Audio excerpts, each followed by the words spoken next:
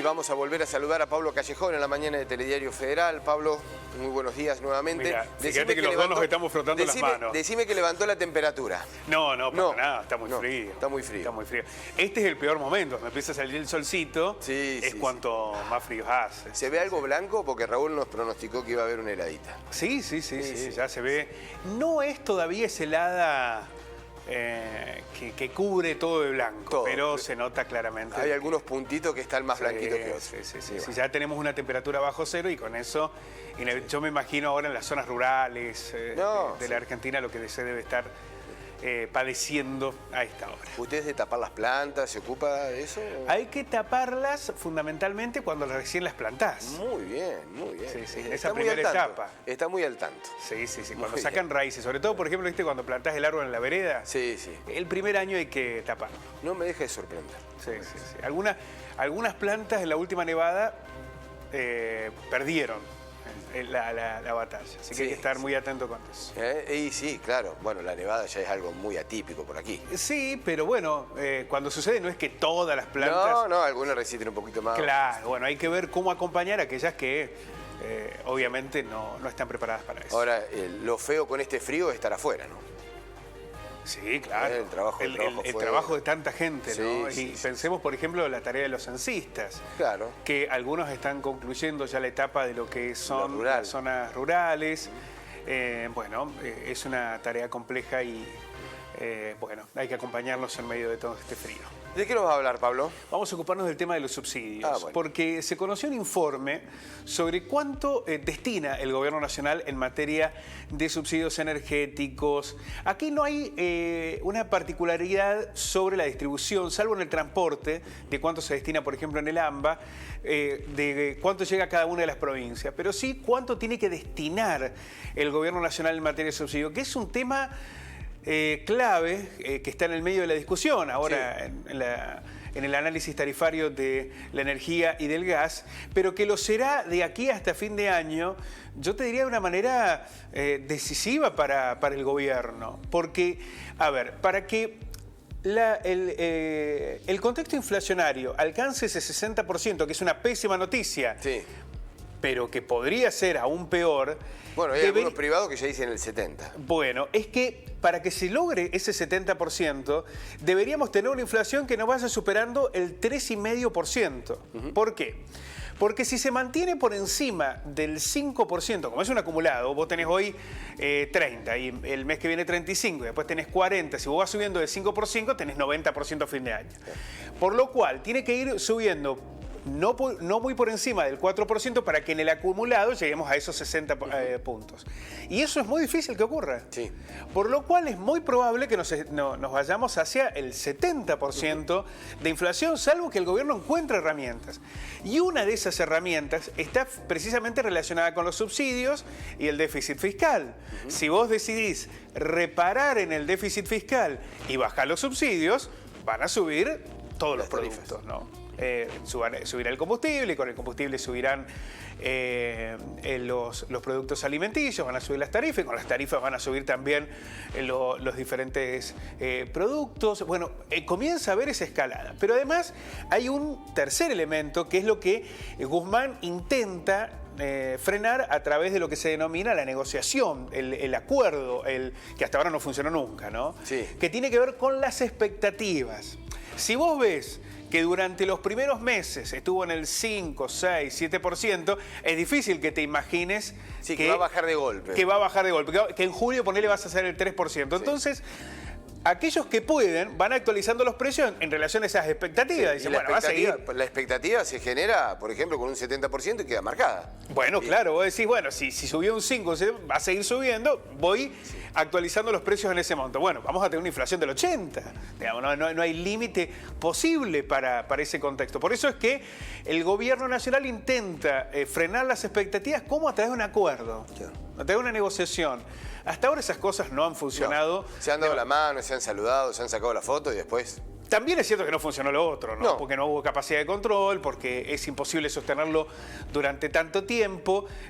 por ejemplo, pensemos lo que sucede con la carne. En abril subió un 8%, es lo que más está subiendo. Bueno, hoy veíamos un titular, se cumple un año del cepo. Bueno, y la realidad es que la carne siguió subiendo de manera... Salvo los primeros 2 o 3 meses, ¿te acordás que había logrado? Claro, pero después hay como un recupero de ese proceso. Sí, entonces volvés a tener números muy altos. Bueno, los subsidios, lo que gasta el gobierno de subsidios es clave para determinar también hacia dónde se va a ir inclinando la balanza. Bueno, discúlpame, simplemente, y una disputa interna del Frente de Todos en tema de subsidios que es central también, ¿no? Desde lo político.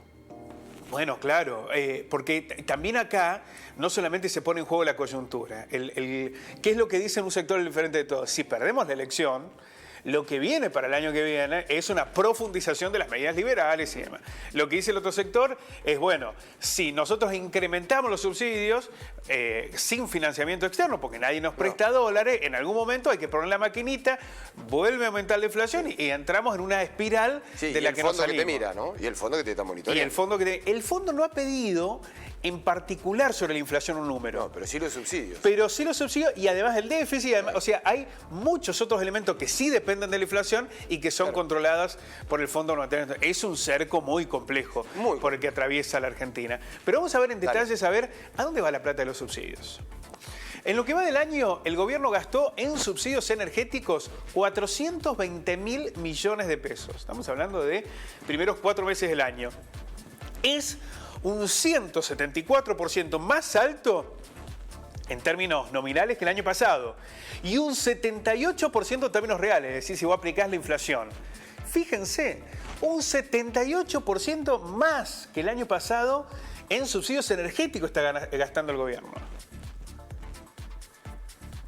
Los subsidios han explicado el 10,9% del total de los gastos primarios de la Administración Pública Nacional devengados en estos primeros 4 meses, los cuales llegaron a poco más de 3,8 billones de pesos.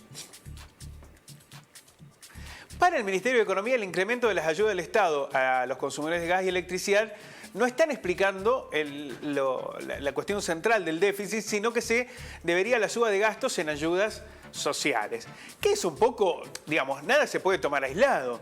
El aumento en las ayudas sociales tiene que ver con el aumento en la inflación, y el aumento de la inflación depende también de estos otros aspectos, ¿no? De la suba de la luz, del gas, de los combustibles, entre otros. Hay que sumar también allí el poder que tienen algunas empresas de definir precios, obviamente.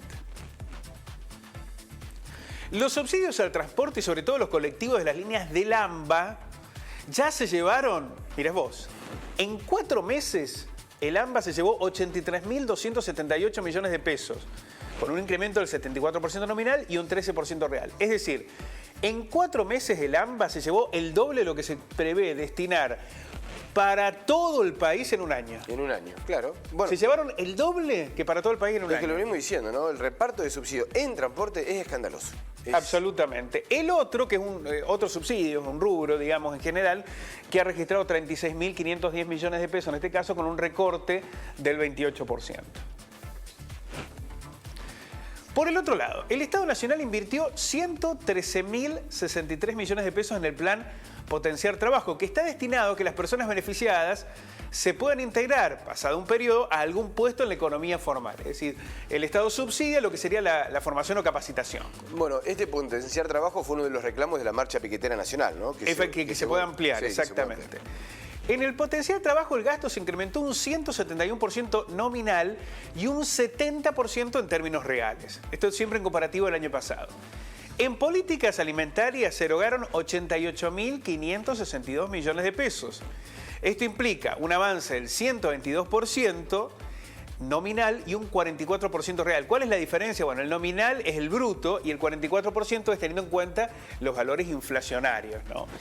Prácticamente se ha gastado lo mismo en alimentos que en transporte. Que en el transporte del AMBA, obviamente, ¿no? En becas Progresar, otros 22.121 millones de pesos, lo que implicó un crecimiento, le vamos a dar en términos reales, ¿no? En términos de inflación, de un 263%. Acá un impulso, porque lo que se intenta es sobre todo recuperar a los chicos y chicas que durante la pandemia dejaron la escuela, ¿no? En jubilaciones y pensiones se llevan erogados 1.460 billones, lo que implica un crecimiento del 62% nominal y del 5% real, ¿no? Se está gastando un 5% más que lo que indica la inflación en jubilaciones y pensiones. La asignación universal por hijo, que se llevó 110.871 millones de pesos, lo que implica un 3,2% real en relación a la inflación. Estos datos permiten determinar algunas cuestiones centrales. El Estado sigue gastando o sigue invirtiendo más, porque la verdad es que hablar solo del gasto social es una inversión, ¿no? Sigue invirtiendo más en lo que tiene que ver con las ayudas sociales y tiene un mayor gasto relacionado con las tarifas, ¿no? Con el subsidio de las tarifas energéticas y de gas. Esto en parte tiene que ver con la guerra de Ucrania y en parte con la vorágine inflacionaria que particularmente padece la Argentina. Ahora, es un número que crece, que no tiene freno, que no tiene tope, que va retroalimentando las otras variables, fundamentalmente la de la inflación, y que pone en debate al propio Estado y en particular al gobierno en sus dos vertientes. Sí. Por un lado, las que dicen hay que subsidiar más y esto tiene que ir naturalmente acompañado con una mejor distribución de recursos, y por el otro, el que dice, bueno, para lograr una mejor distribución de recursos no puedo ir al embate, tengo que negociar, y para eso es necesario también negociar subsidios y tarifas. Es decir, viste lo que pasó la semana pasada con las industrias, sí, ¿no? Cuando se anunció que el 70% de aumento iba a estar en la energía eléctrica. Bueno, tenés tres frentes de conflicto: los pymes, los industriales medianos y la Unión Industrial Argentina, que van con posturas diferentes, ¿no?, a negociar ese contexto. Bueno, es un escenario muy difícil, Pablo, para lo que el tema de la segmentación del subsidio, que es muy difícil de aplicar.